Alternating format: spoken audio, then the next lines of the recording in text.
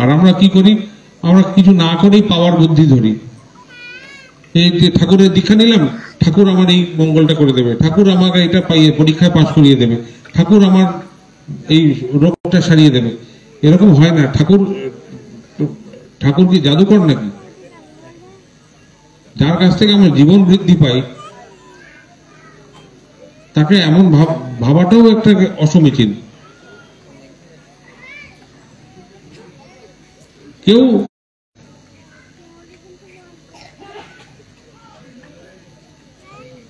ঠাকুর যেমন চলতে বলেন আমাদের, সেই চলায় আমরা যদি অভ্যস্ত না হই, ঠিকভাবে ইষ্টভীতি না করি, ঠিকভাবে নাম না করি, ঠিকভাবে প্রার্থনা করার অভ্যাস না করি, ঠিকভাবে যাজনশীল না হই,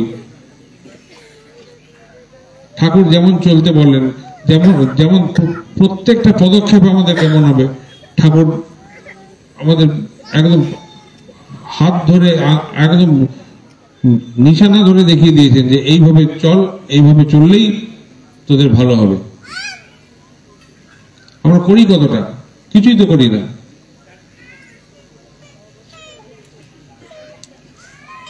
নিজের আলস্যের প্রশ্রয় দিই, আমাদের দুর্বলতার প্রশ্রয় দিই, এইগুলোই করি। আর মাঝে মাঝে হুজুগে মেতে উঠি, এই বন্দে পুরুষোত্তম, জয় গুরু, শঙ্করধ্বনি, হলুধ্বনি, একটু উৎসব করলাম, অনুষ্ঠান করলাম, হই হই করলাম, সুন্দর ফুল টুল দিয়ে সাজালাম, প্যান্ডেল বানালাম, সামিয়ানা খাটালাম। এগুলো তো অনুষ্ঠান। অনুষ্ঠানের সাথে বাস্তব জীবনের কি সম্পর্ক? অনুষ্ঠান তো সাময়িক, সেগুলো আমরা একত্র হওয়ার একটা মনের মধ্যে প্রেরণা জাগে, আনন্দ হয়, এই পর্যন্তই। কিন্তু সেটা যদি আমার জীবনে বাস্তবে, দৈনন্দিন জীবনে, প্রতি মুহূর্তের জীবনে যদি তার প্রভাব না পড়ে, তাহলে এগুলো করার তো কোনো অর্থ নেই। আমি যদি আমার নিজের দুর্বলতারই প্রশ্রয় দিই, আমার যা মনের ইচ্ছা, যখন যা ইচ্ছা করছে তাই করছি, আমি নিজের খাম খেয়ালে যদি চলি, তাহলে ঠাকুর আমার হাত ধরে রক্ষা করবেন কি করে? তোমার হাজার বলি না কেন যে আমি ঠাকুরের দীক্ষা নিয়েছি, আমি রোজ এই করি, আমি কি ঠাকুরকে ভালোবাসি। ভালোবাসলে ভালোবাসার একটা লক্ষণ থাকে। মুখে ভালোবাসার কোনো মূল্য নেই, ভালোবাসার লক্ষণ থাকে।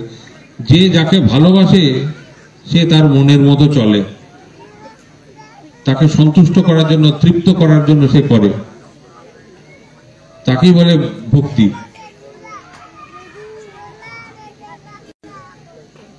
শুধু মুখে বললে হয় না, বাস্তবে করার মধ্যে দিয়ে, কর্তব্য আমার কর্মের মধ্যে দিয়ে, আমার জীবনের মধ্যে দিয়ে ফুটে বেরোবে, আমার আচরণের মধ্যে ফুটে বেরোবে। সেটাই হচ্ছে বাস্তব চলা। তা নাহলে হুজুগে মেতে উঠলে কিছু করেও কিছু হবে না। জয় গুরু যতই বলি কিচ্ছু হবে না। আমার অন্তর যদি মলিন থাকে, আমার অন্তরে যদি দৈন্য থাকে, আমার অন্তর যদি পরিষ্কার না হয়, নির্মল না হয়, তাহলে ঠাকুর সেখানে বসবেন কি করে? ঠাকুর সেখানে বাস করবেন কি করে? ঠাকুর তো বাস করেন আমাদের অন্তরে। ঠাকুর কি মন্দিরে বাস করেন না কোথায় বাস করেন? কোথায় বাস করেন? ঠাকুর আমাদের অন্তরে বাস করেন। সেই অন্তর মন্দিরে যদি ঠাকুরকে না রাখি, তাহলে হাজার এইসব কেন্দ্র মন্দির বানাই, বিরাট বিরাট মন্দির বানাই, এই যে এখন এখানে এই যে ভিত্তি স্থাপন হবে, এইসব যাই করি না কেন, এইসব তো অনুষ্ঠান। এগুলো আমাদের সমবেত হয়ে কিছু একটা কর্মযোগ্য, এর বেশি কিছু না। আমার ব্যক্তিগতভাবে আমি আমার ঠাকুরকে কিভাবে উপলব্ধি করি, আমার ঠাকুর আমাকে যা করতে বলে আমি কি তাই করি, এটা সম্পূর্ণ আমার আর আমার ঠাকুরের ব্যাপার। আর কার মাঝখানে আর কেউ নেই, কিচ্ছু নেই।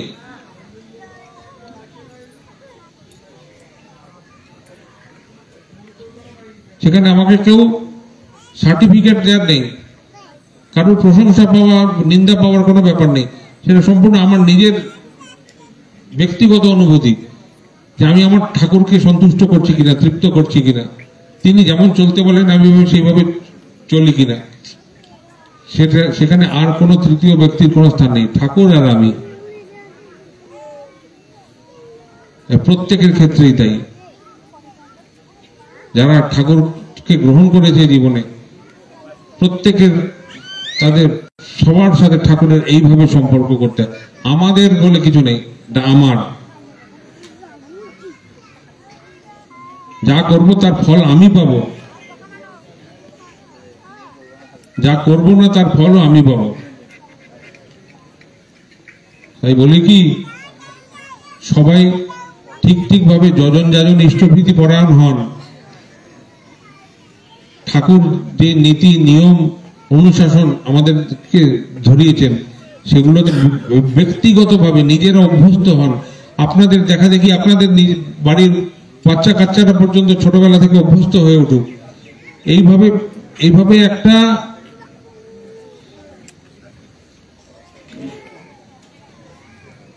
মানে এই সংস্কার আস্তে আস্তে বৃদ্ধি পেতে থাকুক সমগ্র সমাজে, প্রত্যেক পরিবারে প্রত্যেক এলাকায় এভাবে ঠাকুরমুখী চলন, তার একটা যে প্রভাব নিজেদের ব্যক্তিগত জীবন, পারিবারিক জীবন, সামাজিক জীবন এর উপর একটু পড়ে, তখন আস্তে আস্তে পুরো দুনিয়াটা সুন্দর হতে শুরু করে।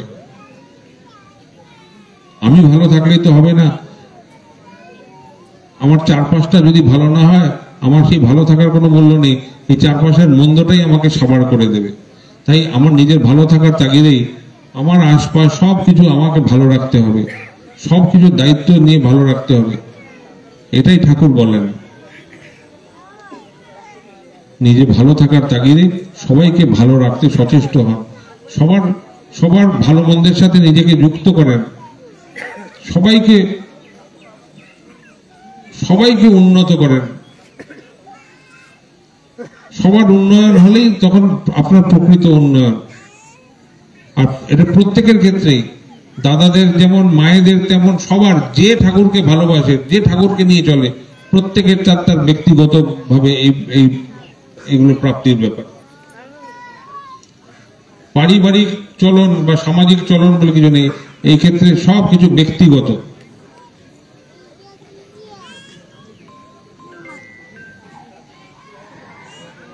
সবাই যাজনশীল হন নিজের পরিবেশে, পারিপার্শ্বিকের মধ্যে। ঠাকুর আচরণটা এমন জিনিস যে আমার আচরণের প্রভাবে আমার সাথে যুক্ত যারা তারা প্রভাবিত হয়। আমাকে দেখে আমার ছেলে পেলে শিখবে, আমার না করাটাও ছেলে পেলে শিখবে, আমার করাটাও ছেলে পেলে শিখবে।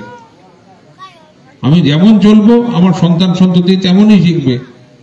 আমি যদি চাই তাদের জীবন নিয়ন্ত্রিত হোক, বিন্যস্ত হোক, তাহলে আমারও নিজের জীবনকে নিয়ন্ত্রিত করতে হবে।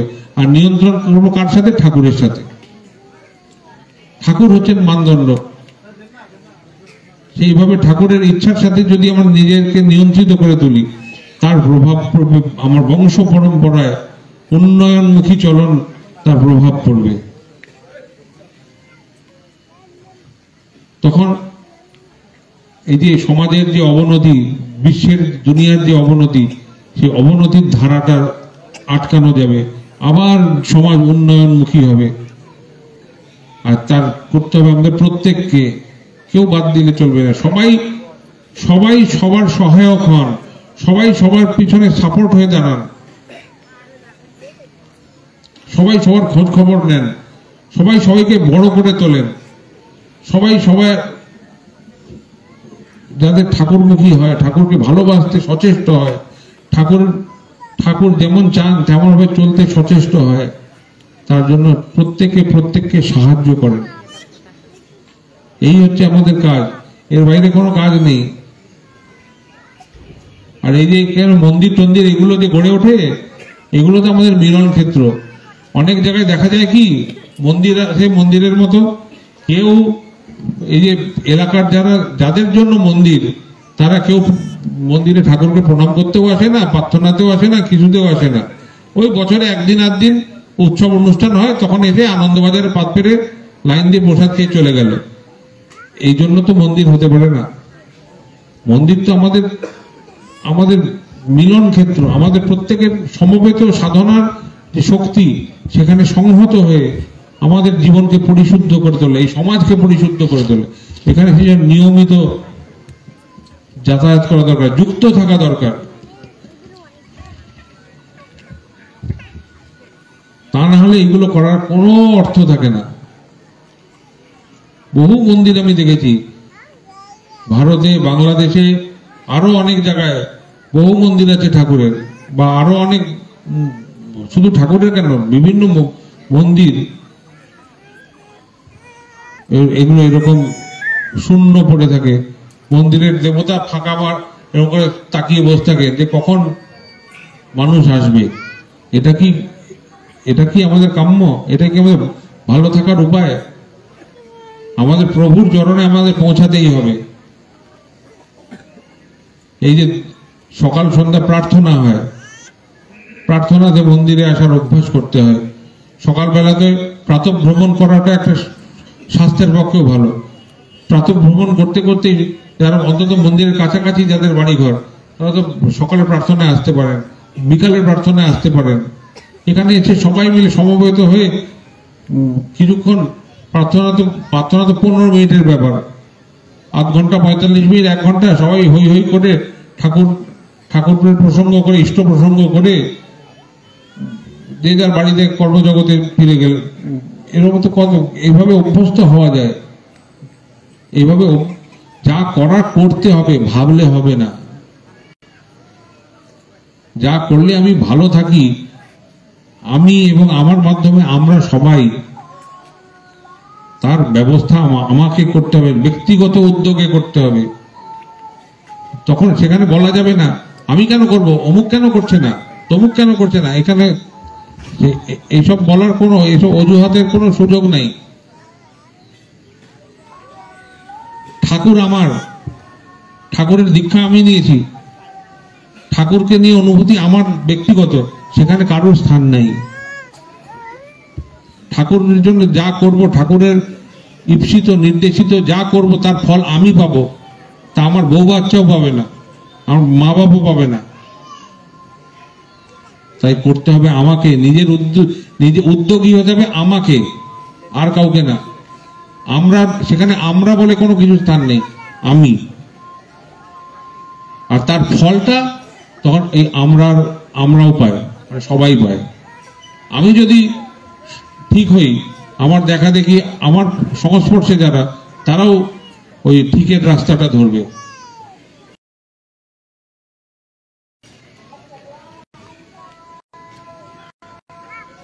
এটাই যে প্রকৃতির নিয়ম। আজকে এখানে এই কেন্দ্র মন্দির বানানোর ভিত্তি স্থাপন হবে, আপনারা সবাই উদ্যোগী হবেন। এখানে যে ঠাকুর ঘর হবে নতুন, কাজ ফেলে রাখবেন না। বছরের পর বছর ধরে এগিয়ে যাচ্ছে, কাজ এগোচ্ছে না, এরকম যেন না হয়। যা করবেন তড়িৎ গতিতে সবাই মিলে উদ্যোগী হয়ে করবেন, দাদারা মায়েরা সবাই। আর একটা জিনিস বিশেষভাবে প্রত্যেকের করা উচিত, আমি বাংলাদেশে এবার ঠিক করেছি সব জায়গাতেই এই কথা বলবো, সেটা হচ্ছে আপনাদের এলাকাতে দীক্ষিত কত মানুষ আছেন, তাদের একটা তালিকা বানান, সবাই সহযোগিতা করেন। একটা তালিকা প্রস্তুত করতে হয় যে দীক্ষিত কত লোক আছে, তার মধ্যে কত মানুষ নিয়মিত ইষ্টবিধি করেন, কত মানুষ ইষ্টবিধি করার ব্যাপারটা বুঝতে পারেননি বা করেন না, কত মানুষ ইষ্টবিধি করে ঠিকভাবে 30 দিন পরে জমা করেন না, ইষ্টবিধি কোথায় পাঠান, কিভাবে কি করেন, এগুলোর একটা মন্তব্য সহ এই এলাকার সমগ্র দীক্ষিত দাদারা মায়েরা ছেলে মেয়েরা সবার একটা তালিকা প্রস্তুত করেন এবং প্রত্যেকের মোবাইল নম্বর তাতে নথিভুক্ত থাকবে। এই যে ভারতে যেমন এই দীক্ষাপত্রের কাজ হচ্ছে ডিপি ওয়ার্ক, এটা যে বাংলাদেশের ডিপি ওয়ার্কের সূচনা, এটা যদি ঠিকভাবে আপনারা করে রাখেন, এখানে যখন ডিপি ওয়ার্ক আরম্ভ হবে তখন দেখবেন কত সহজে আপনাদের কাজ হয়ে যাবে।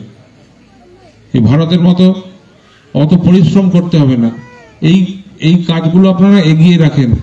আমি প্রত্যেক জায়গাতে এই কথা বলছি, এই অঞ্চলে কত দীক্ষিত মানুষ আছে তাদের তালিকা বানান, তাতে অবশ্যই প্রত্যেকের মোবাইল নম্বর যেন থাকে এবং মন্তব্যের মধ্যে লেখা যেন থাকে কে ইষ্টবিধি করে, কে করে না, কে ঠিকভাবে পাঠায়, কে ঠিকভাবে পাঠায় না। এই প্রত্যেকটা জিনিস কে যুক্ত থাকে, কে যুক্ত থাকে না, কে সব ভুলে গেছে, ছেড়ে দিয়েছে, সব যেন মন্তব্যের মধ্যে লেখা থাকে। এইভাবে তালিকা একটা প্রস্তুত করতে হয়। এটা শুধু এখানকার যারা মানে একটু মাথা টাইপের মানুষ তাদের কাজ তা না, এটা প্রত্যেকের কাজ, মায়েদেরও কাজ। ভারতবর্ষে আচার্যদেবের ইচ্ছাক্রমে মায়েরাও যাজন কাজে বেরোয়, দলে দলে মায়েরা তাদের ঘর সংসার সব কিছু সামলে, কোনো কিছু অবহেলা না করে সব কিছু সামলে, স্বামী পুত্র কন্যা শ্বশুর শাশুড়ি বাড়ি ঘর সব কিছু সামলে দল বেঁধে বেঁধে গ্রুপ করে করে যে যাজন কাজে বেরোয় এলাকার মধ্যে।